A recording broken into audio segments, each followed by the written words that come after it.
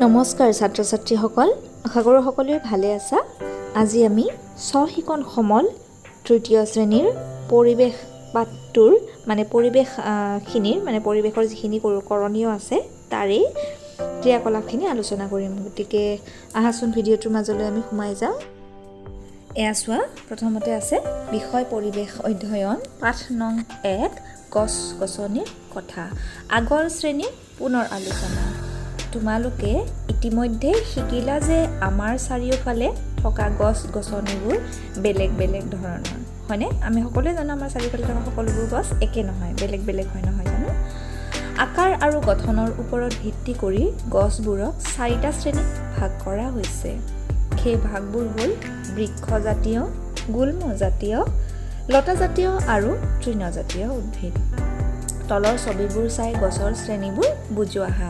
গতিকে প্ৰথম ছবিখনত যিটো আছে এয়া নিশ্চয় এডাল আমৰ গছ বা কঁঠালৰ গছ হ'ব বা তেনেকুৱা গছ হ'ব বা বট গছ হ'ব।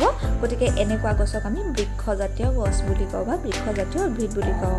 তাৰপিছত দেখিছেনে পানীলাওবোৰ লমালমে লাগিছে, চাং দি দিছে। গতিকে এনেকুৱা গছ গছডাল বৰ লেহুকা হয় আৰু এনেকুৱা গছক আমি লতাজাতীয় উদ্ভিদ বুলি কওঁ। তাৰপিছত আছে যেনেকৈ গোলাপৰ গছডাল বা তুলসীৰ গছডাল, এয়া কেনেকুৱা?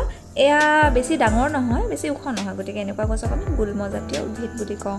আৰু ধান, দুবৰি বন এনেকুৱা ধৰণৰ গছক আমি তৃণজাতীয় উদ্ভিদ বুলি কওঁ।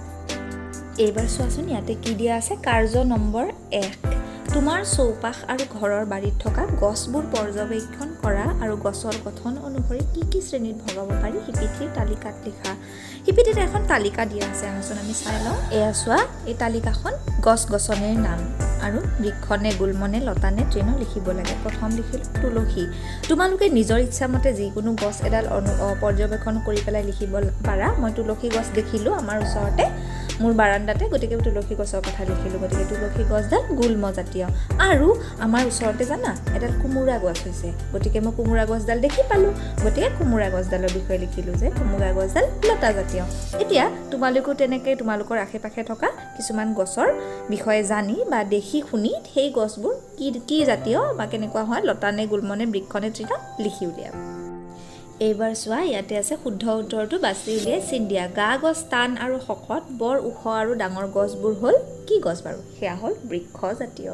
2 নম্বৰ, বগাই যোৱা উদ্ভিদবোৰেই হ'ল লতাজাতীয়। ধান এবিধ তৃণজাতীয় উদ্ভিদ আৰু আম গছৰ গা গছটো শকত আৰু টান হয়, হয়নে? তোমালোকে এবাৰ চাবা, আম গছডাল এবাৰ চুই চাবা বা ধানৰ গছডাল এবাৰ চুই চাবা, হয়নে? বা লতাজাতীয় উদ্ভিদ এটা চুই চাবাচোন কেনেকুৱা লাগে। আৰু বৃক্ষজাতীয় উদ্ভিদ, আম গছডালে বৃক্ষজাতীয় হ'ব। এবাৰ চুই চাই তাৰপিছত এনেকৈ ইয়াত টিক কৰিবা, মানে ৰাইট চিন দিবা। ইয়াৰ পিছত এয়া চোৱা, কাৰ্য নম্বৰ 3, এজোপা ঘাঁহ উভালি আনা। কি আনিব লাগিব? ঘাঁহ, মানে দুবৰি বন বা তেনেকুৱা ঘাঁহ। চাবা যাতে মাটিৰ তলৰ অংশটোও আহে, মানে উভালি আনোতে চাবা যাতে তলৰ শিপাখিনিও আহে। সেই অংশটোক কি বোলে আৰু ইয়াৰ কাম কি? সেই অংশটোক কি বোলে? আমি সকলোৱে জানো সেই অংশটোক শিপা বোলে, হয়নে? আৰু শিপাৰ কাম কি? শিপাই মাটি খামুচি ধৰি গা গছক সহায় কৰে। আৰু ইয়াত বাহিৰেও শিপাৰ কিবা কাম আছে নেকি? যদি আছে তেনেহ'লে ভাবি পেলাই লিখি উলিয়াবাচোন দেই। এইবাৰ চোৱা, ইয়াতে আছে যে কাৰ্য নম্বৰ 4, গছ গছনিবোৰ আমাৰ কি কি কামত প্ৰয়োজন হয় 4 শাৰী বাক্যত লিখিব লাগে।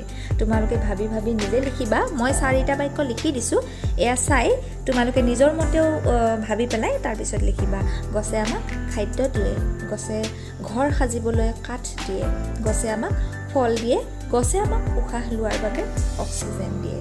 গতিকে এই 4টা ইয়াত দিয়া আছে। আৰু তোমালোকে নিজৰ হিচাপতো যদি কিবা জানা সেয়াও লিখিব পাৰা, হয়নে? অকল বাইদেৱে লিখি দিয়াকেইটাই যে লিখিব লাগিব তেনেকুৱা কোনো বাধ্যবাধকতা নাই। ইয়াৰ পিছত 5 নম্বৰ কাৰ্যত আছে এখিলা আম পাত আৰু এখিলা কঁঠালৰ পাতৰ ছবি আঁকা। তোমালোকে যদি কেনেকুৱা হয় আম পাত বা কঁঠালৰ পাত নাজানা, তেনেহ'লে মা দেউতাৰ সহায় লৈ পেলাই কঁঠাল বা আম পাত ছিঙি আনিবা গছৰ পৰা, আনি চাই পেলাই আঁকিবা। গতিকে এয়াই আছিলে তোমালোকৰ তৃতীয় শ্ৰেণীৰ পৰিৱেশৰ সহিকণ সমলৰ কৰণীয়। আশা কৰিলোঁ এই ভিডিঅ'টোৱে তোমালোকক অলপমান হ'লেও সহায় কৰিব বুলি। আজিলৈ ইমানেই। Bye bye.